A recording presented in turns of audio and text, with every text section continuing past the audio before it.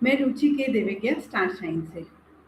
कल से मैंने एक लाइव शुरू किया है। अगर किसी का कोई प्रश्न है तो आप मुझे चैट पे लिख सकते हैं या मैंने अपना नंबर लिखा है, आप मेरे को नंबर पे मैसेज कर सकते हैं अपनी डिटेल और मैं आपको आपके बारे में बताऊंगी।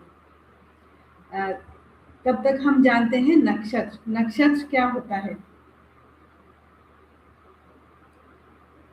हमारी कुंडली में नक्षत्र बहुत इम्पोर्टेंट होता है। जब हम किसी की कुंडली देखते हैं तो उसमें नक्षत्र, राशि लॉर्ड,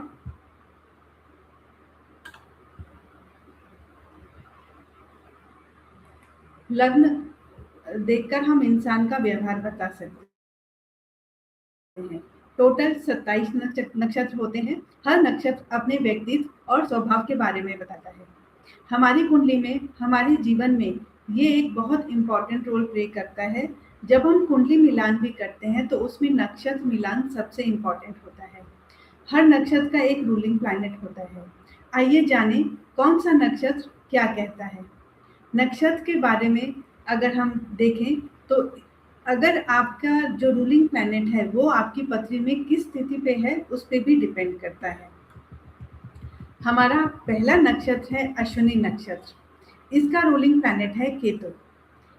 अश्विनी नक्षत्र के लोग बहुत एडवेंचरस होते हैं, एनर्जी से भरे हुए होते हैं। ये लोग हमेशा कुछ नया करना चाहते हैं और रिस्क लेने के लिए तैयार होते हैं। ये लोग हर काम जल्दबाजी में करते हैं और इस वजह से सब कुछ खो भी देते हैं। दूसरा नक्षत्र है भरणी नक्षत्र। रूलिंग प्लैनेट है वीनस। इस नक्षत्र के लोग काफ़ी स्ट्रगल करते हैं अपनी पर्सनल ग्रोथ और ट्रांसफॉर्मेशन के लिए। ये लोग बहुत कुछ करते हैं। ये लोगों से जेलस भी होते हैं और अपने आप पर सेल्फ डाउट भी करते हैं। ये लोग ऑनेस्ट होते हैं, डिसिप्लिन होते हैं और अपनी बात को इम्पोर्टेंस भी देते हैं। ये हर चैलेंज एक्सेप्ट करते हैं और जब ज़रूरत पड़ती है तो एक्सट्रीम स्टेप भी ले लेते हैं। तीसरा प्लैनेट है कृतिका नक्षत्र। इसका रूलिंग प्लैनेट है सूर्य। कृतिका नक्षत्र के लोग बहुत एम्बिशियस होते हैं, अपने काम के लिए पैशनेट और डिटरमाइंड होते हैं, शार्प होते हैं, सॉफ्ट होते हैं। इनकी लाइफ में काफ़ी अप्स एंड डाउन्स आते हैं और ये एक सक्सेसफुल पर्सनैलिटी होते हैं। ये लोग अपने आसपास के लोगों का काफ़ी केयर करते हैं और काफ़ी प्रोटेक्टिव होते हैं। लेकिन जहाँ इनका अपना फ़ायदा हो, ये सामने वाले को अपने रास्ते से हटा भी देते हैं। मतलब कोई ना कोई पॉलिटिक्स करेंगे कि ये आगे आ जाएँगे। इनके लिए आइडियल कैरियर है गवर्नमेंट एडमिनिस्ट्रेशन, सर्जरी, डिफेंस या मिलिट्री। चौथा नक्षत्र है रोहिणी नक्षत्र। रूलिंग प्लैनेट है मून। ये लोग काफ़ी सुंदर और चार्मिंग होते हैं और अपने एक स्टैंडर्ड मेंटेन रखते हैं। रोहिणी नक्षत्र के लोग मटेरियलिस्टिक होते हैं, चीज़ों की तरफ ज़्यादा इंक्लाइंड होते हैं, अपने स्टैंडर्ड काफ़ी हाई रखते हैं, टैलेंटेड और क्रिएटिव होते हैं। ये लोग आसक्ति से भरे होते हैं, शांत, डिवोटेड और फैमिली ओरिएंटेड होते हैं।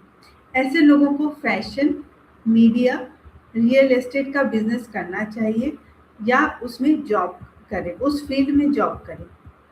मृगशिरा नक्षत्र। इसका रूलिंग प्लैनेट है मार्स। मृगशिरा से ही आप समझ रहे हैं, मृग की तरह जो इधर उधर भागता रहता है, जो एक जगह स्थिर नहीं होता है। इनको ट्रैवल बहुत पसंद है, नई चीज़ें, नए लोगों से मिलना इनको पसंद है। एक सेम चीज़ से ये बोर हो जाते हैं, कभी किसी एक चीज़ से संतुष्ट नहीं होंगे ये लोग। इनका माइंड रेस्टलेस होता है, करेजियस और इंटेलिजेंट होते हैं। इन लोगों के लिए जर्नलिज्म, रिसर्च, राइटिंग, मार्केटिंग या ट्रैवल रिलेटेड प्रोफेशन बेस्ट होते हैं। छठा प्लैनेट है नक्षत्र है अर्द्रा नक्षत्र। इसका रूलिंग प्लैनेट है राहु। ये लोग काफ़ी डिस्ट्रक्टिव होते हैं। ये लोग किसी भी प्रॉब्लम से जल्दी बाहर आ जाते हैं और अपने फायदे के लिए गलत चीज़ों का भी प्रयोग करते हैं। इन्हें तांत्रिक क्रियाओं में काफ़ी इंटरेस्ट रहता है। ये लोग क्यूरोसिटी से भरे होते हैं और इनकी लाइफ में प्रॉब्लम्स बहुत आती हैं और उसे ओवरकम भी बहुत जल्दी हो जाते हैं और इसलिए इनकी इनर ग्रोथ बहुत ही अच्छी होती है। सातवां नक्षत्र है पुनर्वसु नक्षत्र। इसका रूलिंग प्लैनेट है जुपिटर। ये लोग पॉजिटिव आउटलुक वाले होते हैं, इंस्पिरेशनल होते हैं और काइंड हार्टेड होते हैं। लोगों को जल्दी फॉरगिव कर देते हैं। इन्हें ट्रैवलिंग बहुत पसंद है। ये जो भी कार्य करते हैं उसमें संतुष्ट रहते हैं। ये लोग बहुत अच्छे टीचर, काउंसलर या हीलर भी बन सकते हैं। 8वां नक्षत्र है पुष्य नक्षत्र। इसका रूलिंग प्लैनेट है सैटर्न। ये लोग काफ़ी रिलीजियस होते हैं। ये अपने बिलीफ सिस्टम पर काफ़ी अडिग रहते हैं, काफ़ी रिजिड होते हैं। अगर कोई इनकी बात ना माने तो ये एरोगेंट, गुस्सा हो जाते हैं। ये लोग नीडी लोगों की बहुत हेल्प करते हैं और सबको हेल्प करते चलेंगे चाहे ये खुद खाली हो जाए। 9वां नक्षत्र है अश्लेषा नक्षत्र। रूलिंग प्लैनेट है मरकरी। ये लोग इंटेलिजेंट होते हैं, कनिंग होते हैं और लायर होते हैं और कई बार अपनी ही कॉन्स्पिरेंसी में फंस जाते हैं। इनको ह्यूमिलेशन और क्रिटिसिज्म नहीं पसंद है। विश्वास और विश का संघर्ष ये इनके लिए एक मुहावरा है।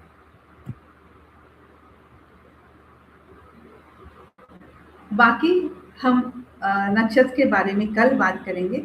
अगर आपका कोई भी प्रश्न है तो आप मुझसे प्रश्न पूछ सकते हैं।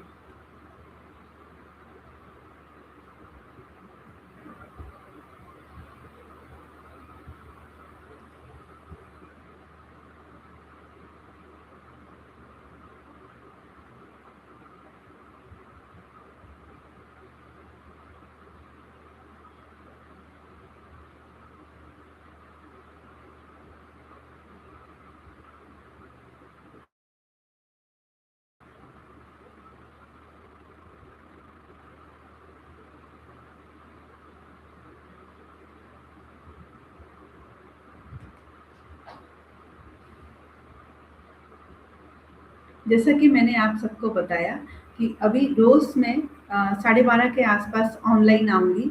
अगर कोई ये वीडियो देख रहे हैं और अगर किसी का कोई भी प्रश्न है अपनी पत्री से रिलेटेड, तो आप मुझे डीएम कर सकते हैं। मैंने नंबर भी मेंशन किया है।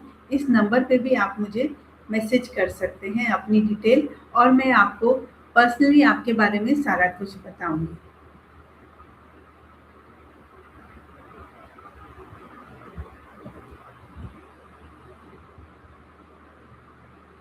अगर आपका कोई भी प्रश्न है तो आप मुझसे पूछ सकते हैं। अपनी डिटेल आप मेरे नीचे लिखे हुए नंबर पर एसएमएस कर सकते हैं और मैं आपको आपके बारे में पूरी डिटेल बताऊंगी।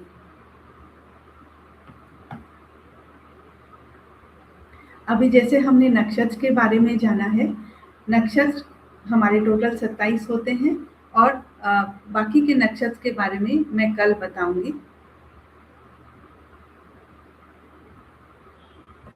कई बार लोग मुझसे न्यूमरोलॉजी से रिलेटेड भी प्रश्न पूछते हैं कि न्यूमरोलॉजी में हर नंबर किस बारे में कहता है। तो हर नंबर एक प्लैनेट है और हर नंबर कुछ ना कुछ ज़रूर कहता है।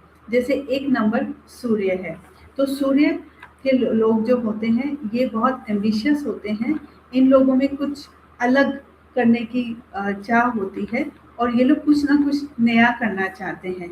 ये लोग बॉर्न लीडर होते हैं। ये कभी टीम के साथ नहीं रह सकते। ये हमेशा अपना अलग कुछ करेंगे। इनको अलग कुछ करना होता है। ये जो 1 नंबर वाले होते हैं या 10 नंबर वाले होते हैं, 19 नंबर वाले होते हैं, ये लोग हमेशा लीडर बनेंगे। कुछ ना कुछ अलग करेंगे कि सब लोग देखेंगे कि ये बहुत डिफरेंट कुछ कर रहे हैं। ऐसे ही 2 नंबर वाले, ये प्लैनेट मून है और ये लोग काफ़ी अच्छे होते हैं, होमली होते हैं, अपनी चीज़ें काफ़ी शेयर करते हैं, काफ़ी टॉलरेंस होती है इनमें। लेकिन इनका जो सबसे माइनस पॉइंट होता है, ये लोग बहुत ज़्यादा मूडी होते हैं। स्पेशली पूर्णिमा और अमावस्या में इन लोगों को बहुत प्रॉब्लम होती है। ये लोग इमोशनली बहुत अप एंड डाउन फील करते हैं। कई बार तो ये लोग रोने भी लगते हैं। तो इनके लिए सबसे बेस्ट है कि ये जितना ज़्यादा पानी पिए। 2 नंबर वाले बहुत ही ज़्यादा अफेक्शनेट होते हैं, इंट्यूटिव होते हैं और ये लोग फैमिली को अपने साथ लेके चलते हैं। इनके लिए फैमिली सबसे इम्पॉर्टेंट होती है। अगर आपका कोई भी प्रश्न है एस्ट्रोलॉजी से रिलेटेड, न्यूमरोलॉजी से रिलेटेड, तो नंबर दिए गए नंबर पर आप मुझे प्रश्न लिख सकते हैं, अपनी डिटेल भेज सकते हैं और मैं आपके बारे में सारा बताऊँगी एस्ट्रोलॉजी और न्यूमरोलॉजी से रिलेटेड। अगर आपको वास्तु से रिलेटेड कुछ कराना है या कुछ प्रश्न है आपका, तो आप मुझे चैट में प्रश्न लिख सकते हैं और मैं आपको चैट में पूरा आंसर दूँगी। कोशिश करूँगी कि आपके प्रश्न का पूरा आंसर आपको मिले।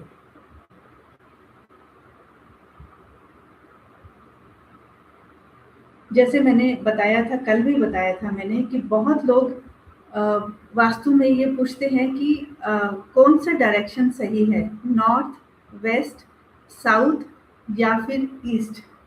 तो मैं हमेशा हर एक को कहती हूँ, आपके घर का डायरेक्शन कोई भी डायरेक्शन है वो बहुत अच्छा है।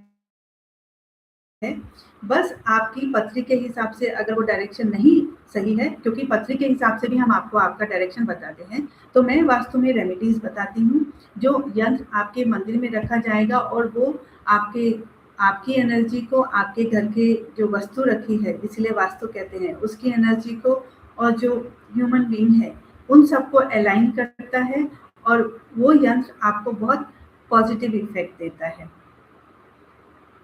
अगर आपका कोई भी प्रश्न है एस्ट्रोलॉजी से रिलेटेड तो आप मुझे मैसेज कर सकते हैं या फिर आपका कोई प्रश्न है एस्ट्रोलॉजी, वास्तु या न्यूमरोलॉजी से रिलेटेड आप चैट पे लिख सकते हैं और मैं आपको रिप्लाई करूँगी।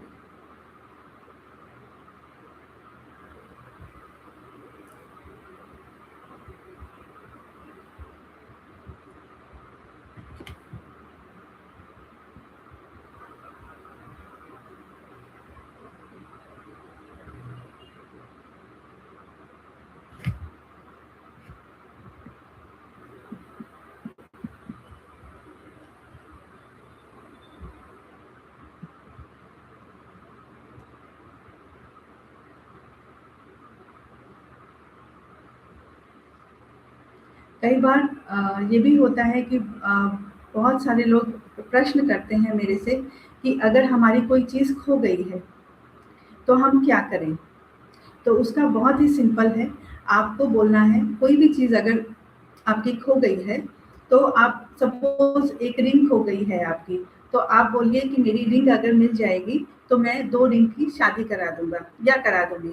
या कोई कपड़ा भी नहीं मिल रहा है, कई बार होता है प्रेस वाले ने गुमा दिया है या नहीं समझ में आ रहा है कि कहाँ रख दिया है, तो आप उसके लिए भी कर सकते हैं। चाबी खो जाती है, एक मेरे ऐसे क्लाइंट हैं उनकी चाबी एक बार खो गई थी, तो उन्होंने मुझे बोला कि चाबी नहीं मिल रही है घर की तो कैसे करें? तो मैंने उनको बोला आप ये बोलिए कि अगर चाबी मिल जाए तो मैं 2 चाबियों की शादी करा दूँगा या करा दूँगी। तो उन्होंने ऐसे ही किया और 1 दिन बाद उनको चाबी मिल गई थी।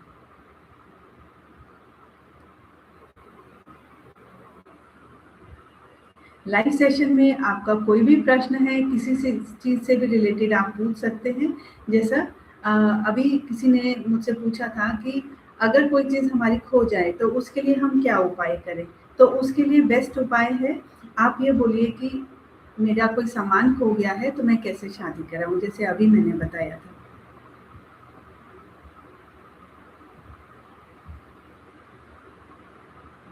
बहुत बार लोग न्यूमरोलॉजी से रिलेटेड भी प्रश्न पूछते हैं कि अगर कोई कोई सेपरेट रहता है तो उसमें हम ये कैसे देखें कि इसका फैमिली होगी या नहीं होगी।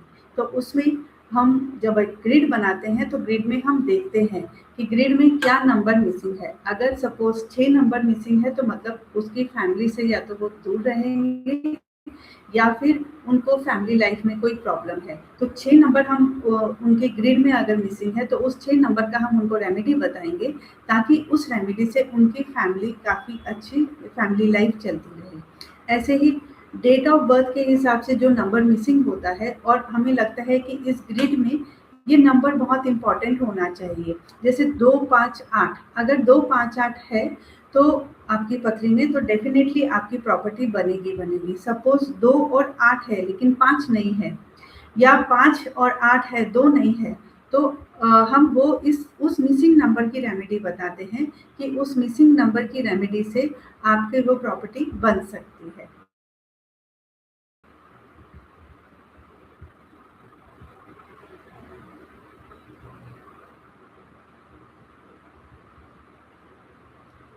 कल फिर हम इसी टाइम हाजिर होंगे। अगर किसी का कोई भी प्रश्न है, आप अपने फ्रेंड्स को भी डिटेल भेज सकते हैं। अगर किसी का कोई प्रश्न है, कोई बात करना चाहता है, अपनी डिटेल पता करना चाहता है, तो आप उन्हें ये डिटेल भेजिए और इसी टाइम पे मैं कल ऑनलाइन आऊँगी और वो मुझसे प्रश्न पूछ सकते हैं।